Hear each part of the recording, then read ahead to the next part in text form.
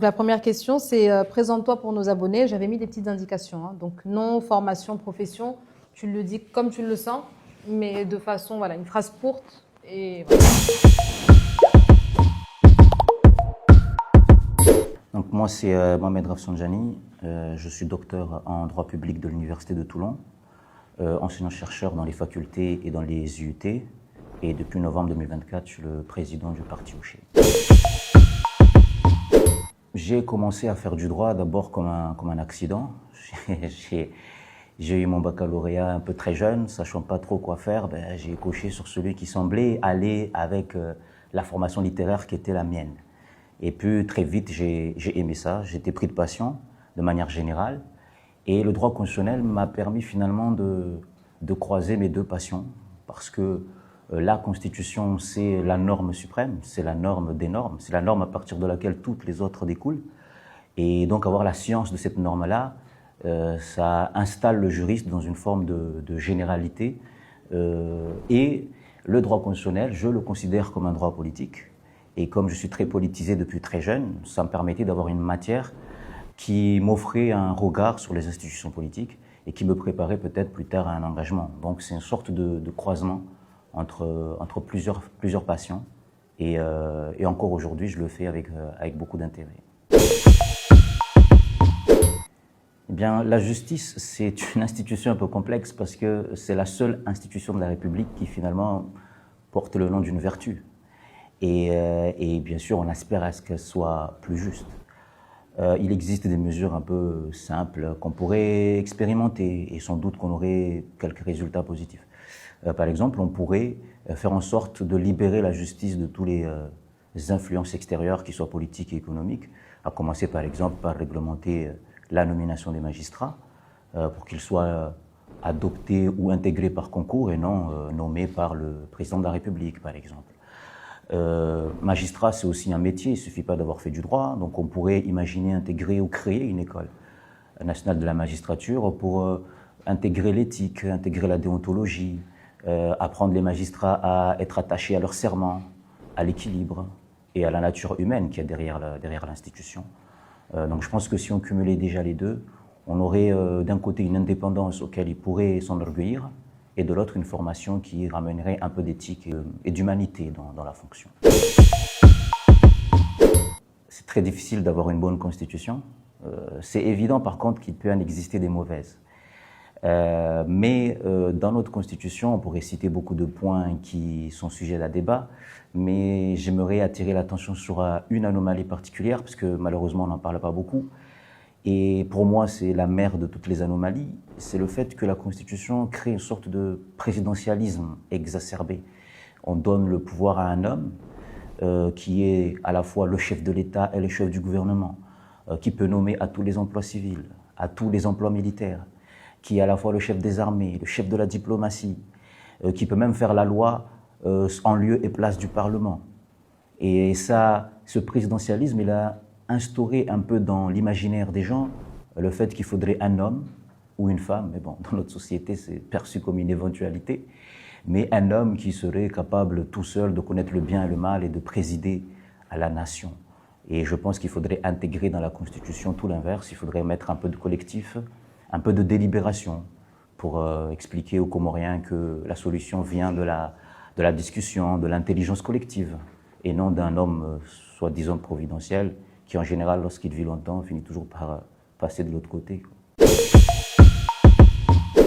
Alors on a commencé Ngosha, on était très jeunes, c'est au sortir du bac. On avait une association à l'époque qui s'appelait l'Association des jeunes Comoriens, parce qu'on avait la chance d'être très militants, très jeunes. L'Association des jeunes Comoriens, on l'a inventée, on était au collège, c'était un peu le barreau d'honneur. Et puis après, on a eu Ngosha, on l'a inventé à la faculté de droit en première année. Il y a beaucoup de membres fondateurs, c'est très compliqué de les citer.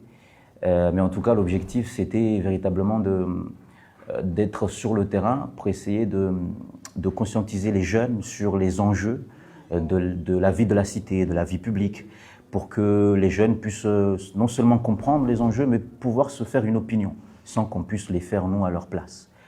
Alors c'était un peu compliqué au départ, parce qu'évidemment, ça peut paraître prétentieux, on peut se demander est-ce que nous, on est plus conscients que les autres pour essayer de les conscientiser?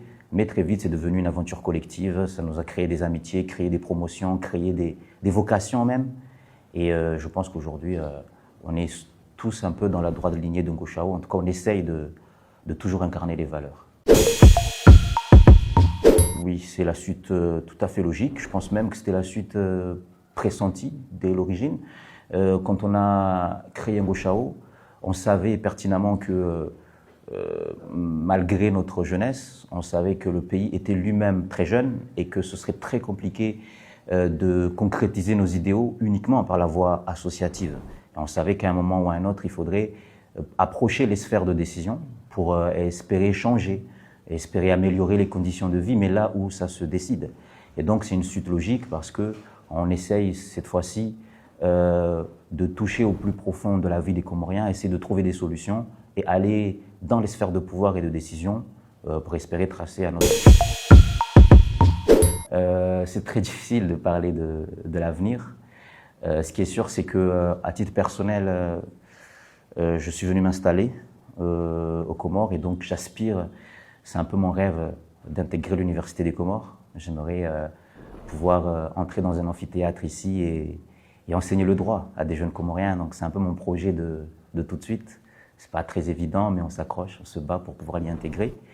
Et puis ensuite, il y a des projets beaucoup plus politiques, beaucoup plus professionnels, qui visent à un jour peut-être concourir au suffrage et pouvoir, qui sait, pouvoir décider pour la nation, mais toujours dans l'intérêt général. D'abord, je dirais, le droit, il faut vraiment aimer ça. C'est une passion parce que c'est une discipline qui est très complexe. Il faut d'emblée en prendre conscience. Le droit, c'est sans doute l'une des disciplines où, pour travailler plus tard, quasiment 80% des métiers sont accessibles que par concours. Donc il faut vraiment aimer ça. Et ensuite, essayer de se débarrasser des idées reçues qu'on reçoit en général. C'est que pour les littéraires, c'est du par cœur. En réalité, c'est pas totalement vrai. Il faut y aller pour aller se faire sa propre idée, être prêt au travail. Et ensuite, c'est une discipline qui demande beaucoup de modestie parce que ça va très vite. Les choses changent, on est très vite largué. Et donc, il faut se créer ou se cultiver une forme de plaisir de l'effort et de plaisir du travail. Et en général, comme dans partout, hein, le travail, ça finit toujours par payer. Je pense que j'ai un biais personnel parce que je suis très porté sur le hip-hop. Je l'ai même pratiqué à un moment. Donc je dirais comme ça, sans réfléchir, je dirais demain c'est moi. L'encre coule, le sang se répand, la feuille buvard absorbe l'émotion, sac d'image. Ah, le meilleur conseil, plus qu'un conseil, un sort de credo, c'est mon père qui me répétait quand j'étais plus jeune, il me disait une pierre qui roule n'amasse pas mousse. il essayait de m'expliquer qu'il faut s'éloigner de l'incohérence, il faut éviter de changer au gré du vent et des puissants, avoir la fidélité de la parole, la fidélité de la conviction, être attaché, constant dans ce qu'on entreprend, dans ce qu'on initie.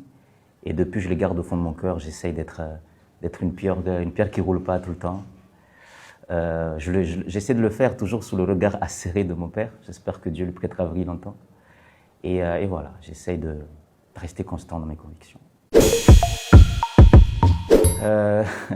C'est difficile de dire un mot pour la jeunesse sans paraître donneur de leçons, mais je dirais que le plus important, c'est de ne pas finir comme un détail de l'histoire, quoi. Il faut essayer d'être conscient de ce qui se joue dans le monde, de ce qui se joue près de chez soi, d'être acteur du changement, en tout cas d'essayer, parce que plus tard, finalement, on va tous mourir et il faut faire en sorte de garder une place dans l'histoire.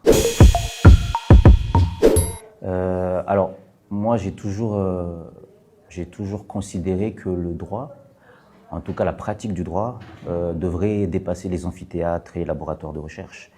Je l'ai dit au départ, enseignant-chercheur en droit public, et chaque mot compte. C'est-à-dire que je fais de l'enseignement parce que je veux transmettre une connaissance, je fais de la recherche parce que je veux faire évoluer la science, et surtout je fais du droit public, c'est-à-dire que je travaille sur la chose publique. Et pour moi, le droit doit aller dans l'espace public. Je considère, contrairement à ce qu'on peut penser, le meilleur juriste, c'est pas celui qui s'enferme dans un vocabulaire jargonnant, mais c'est celui qui est capable de vous expliquer les problématiques les plus complexes, mais dans des mots les plus simples. Et je pense qu'il faut donner aux citoyens, il faut lui donner la primeur de la connaissance du droit. Et donc, je suis très porté sur les travaux de vulgarisation, dans la presse écrite, parce que je veux toucher un certain type de public, dans la radio, parce que finalement, elle a une force de pénétration énorme, elle rentre dans les taxis, dans les marchés, et c'est quelque chose qui me tient à cœur. J'essaie de ménager le temps possible pour pouvoir être dans l'espace public et parler de droit avec les citoyens.